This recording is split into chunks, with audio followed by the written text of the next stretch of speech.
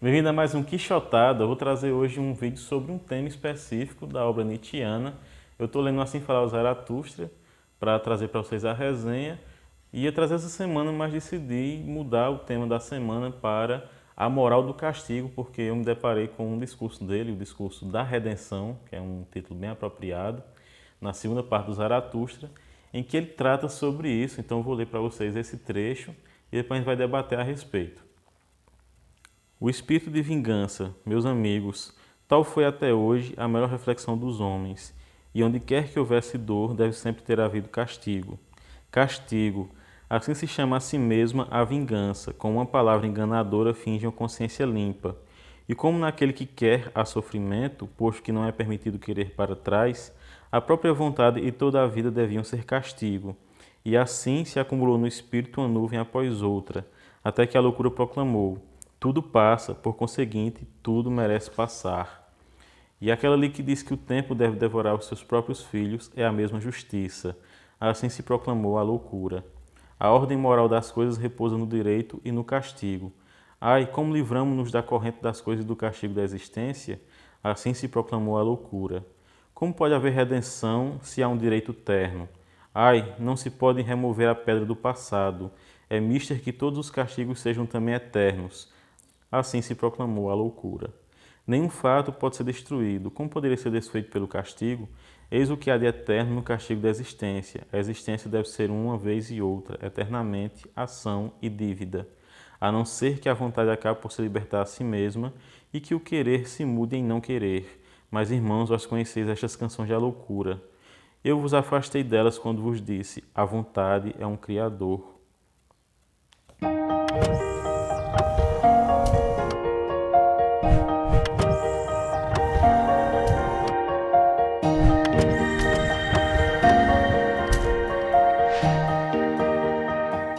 Eu estava conversando com um amigo meu recentemente e ele falou sobre uma discussão que teve com um colega dele de trabalho em relação à legalização do aborto, e em determinado momento ele usou o seguinte argumento: se tu é a favor da vida, se tu é pró-vida, então por que tu é a favor também da pena de morte? E esse colega dele olhou para ele com uma cara como quem diz: gente, o que é que uma coisa tem a ver com a outra? Ele disse que não entendia essa lógica, né, essa dissociação da vida pré-nascimento em relação à vida pós-nascimento.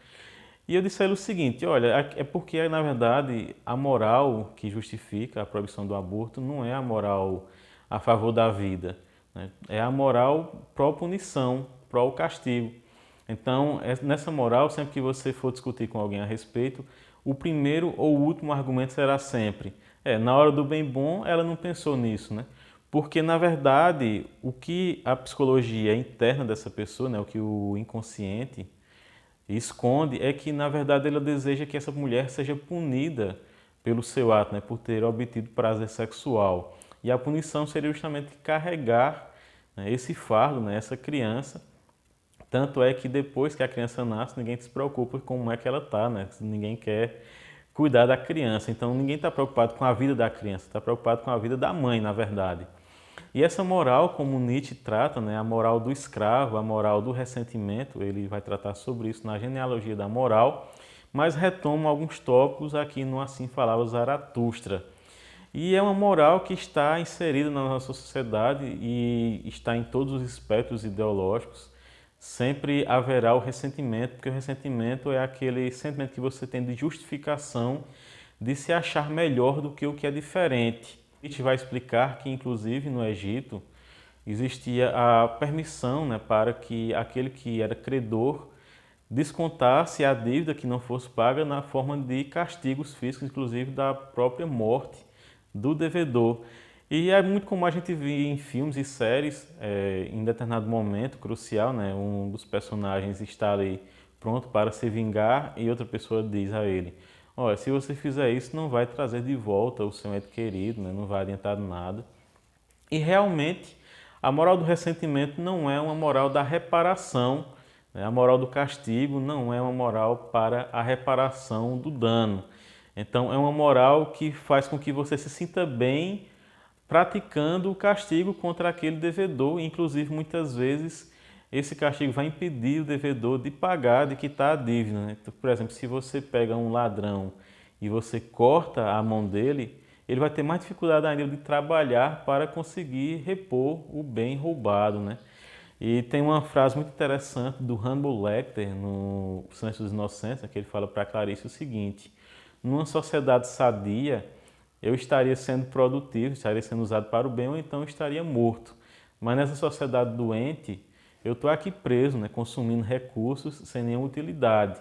E realmente nosso sistema prisional, nosso sistema penitenciário é feito para isso, é feito para castigar, né, para maltratar os transgressores, né, aqueles que estão à margem, os marginalizados, os marginais, os que estão fora da lei, né?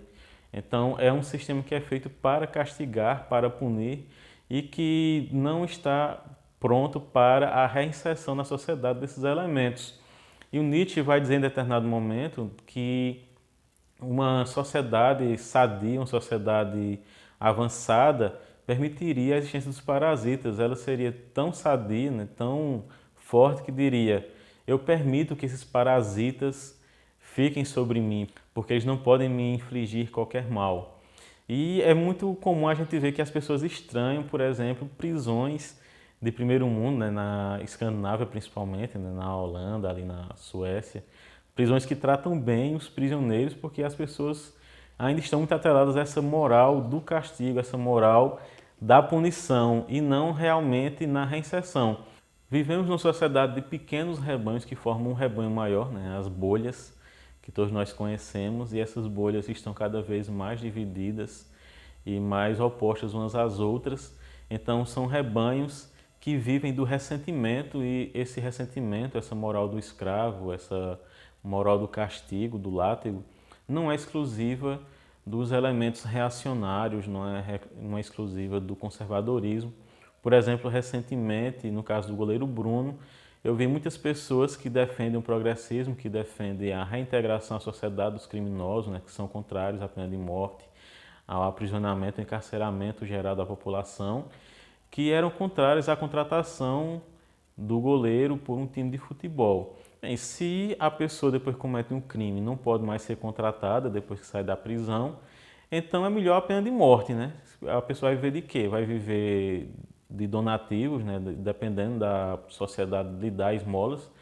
Eu acredito que se nós queremos realmente reinserir os prisioneiros, seja qual for o crime que eles cometeram, devemos permitir que eles trabalhem, que eles consigam seus empregos, que eles consigam ser produtivos na sociedade. Afirma Nietzsche, e eu concordo com ele, que essa moral do ressentimento, ou a moral que ele chama moral do escravo, vem justamente do fato de que a pessoa busca no outro a moralização e não em si mesmo, né? Você não busca em você mesmo o bom, o belo, você procura o conceito de o bem, né? E o bem está sempre atrelado a condutas negativas, né? Você se justifica quando o outro é castigado por aquele comportamento que você não tem. E você vai ver isso também em questões do cotidiano, inclusive eu me vi justificado várias vezes nessa pandemia, já que eu estou praticando o isolamento social, e quando eu vejo pessoas negacionistas, né, que adoecem da Covid-19, às vezes eu me sinto bem por saber que eu não estou me comportando como elas, né? E isso é do ressentimento, né? Eu tenho que me policiar a respeito disso, eu tenho que refletir a respeito disso também. Então é uma moral que está aí vinculada a toda a sociedade. E aí eu vou extrapolar esse conceito nietzschiano, porque eu também vejo isso em outras práticas do cotidiano e que vem de um conceito judaico-cristão, que é o conceito do pecado original. Nós crescemos, eu cresci na Igreja Católica e crescemos ouvindo dizer o seguinte: eu pequei por pensamentos e palavras, atos e omissões. Então, o simples pensamento já é um pecado, já é uma culpa, e a gente vive carregando essas culpas todas. E eu vou ler para vocês dois versículos do Gênesis, capítulo 3. O capítulo 3 do Gênesis é aquele que fala sobre a expulsão do ser humano do Jardim do Éden, depois que eles comeram da árvore da sabedoria do bem e do mal.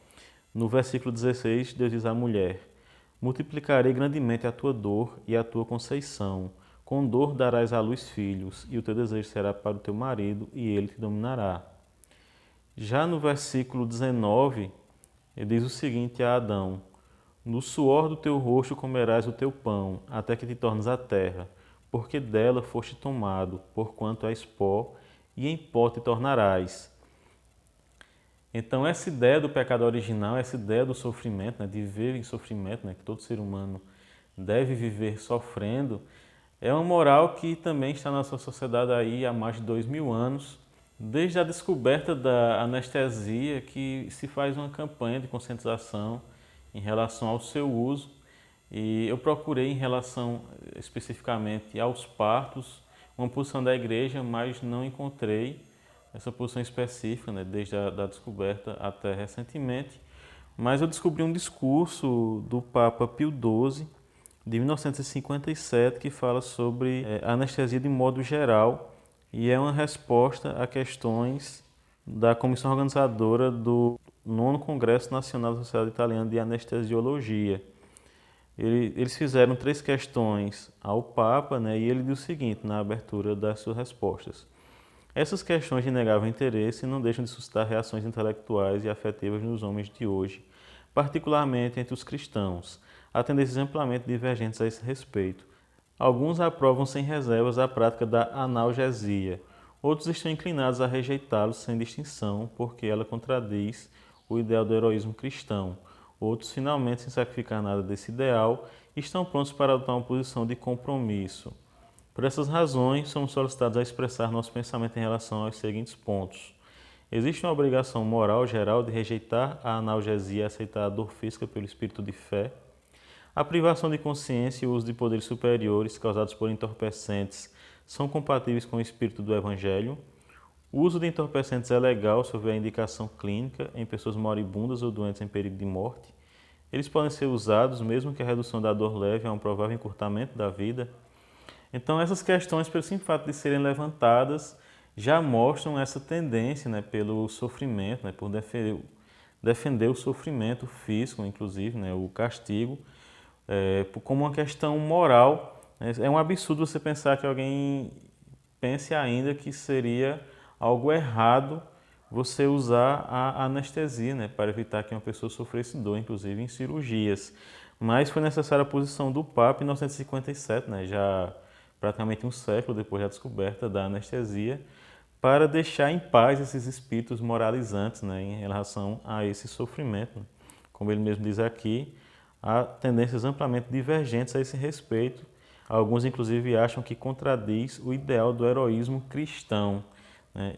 Esse absurdo, né, em relação à dor física, a defesa dessa dor como algo moral, vem dessa moral do pecado original. Outra coisa também dessa questão do pecado original é justamente o sofrimento pelo trabalho, né, do suor do seu rosto, comerás o teu pão. E a gente vê isso muito na prática do trabalho, na nossa prática diária. Por exemplo, os mecanismos para o teletrabalho, né, para o home office, existem há muito tempo e, inclusive, existem pesquisas que mostram que a produtividade aumenta nesse tipo de trabalho. E, no entanto, as empresas preferem manter o seu trabalhador indo até o trabalho, pegando metrô, ônibus, né, passando horas para se deslocar até o trabalho, porque o trabalho é visto como uma forma de sofrimento, né? Você deve ter realmente trabalho para exercer a sua profissão, ou seja, você deve ter dificuldades, você deve sofrer, né? É muito comum quando você tem um trabalho bom, um trabalho que você gosta, as pessoas dizem, essa molezinha vai acabar, né? Então, quando é um trabalho que você não sofre para executar, as pessoas acham que você está vivendo, na verdade, de moleza. Isso vem dessa ideia do pecado original, dessa ideia de que você deve sofrer, né? De que a vida deve ser sofrimento. Vale salientar que, de acordo com os evangelhos, o próprio Jesus era contra a moral do ressentimento, quando ele afirma, não julgueis para não ser julgados, quem nunca errou que atira a primeira pedra, ou numa parábola quando ele pergunta, o teu olho é mau porque eu sou bom, o que levou Nietzsche a dizer que o único cristão morreu na cruz. E eu concluo esse vídeo com a leitura de mais um trecho do Assim Fala Zaratustra, esse agora na página 226, já na terceira parte, que diz o seguinte, aos seus animais, quisestes contemplar a minha grande dor como fazem os homens, que o homem é o mais cruel de todos os animais. Até agora, quando se tem sentido mais satisfeito na terra, é assistindo a tragédias, a lides de touros e a crucificações. E quando inventou o inferno, foi esse o seu céu na terra.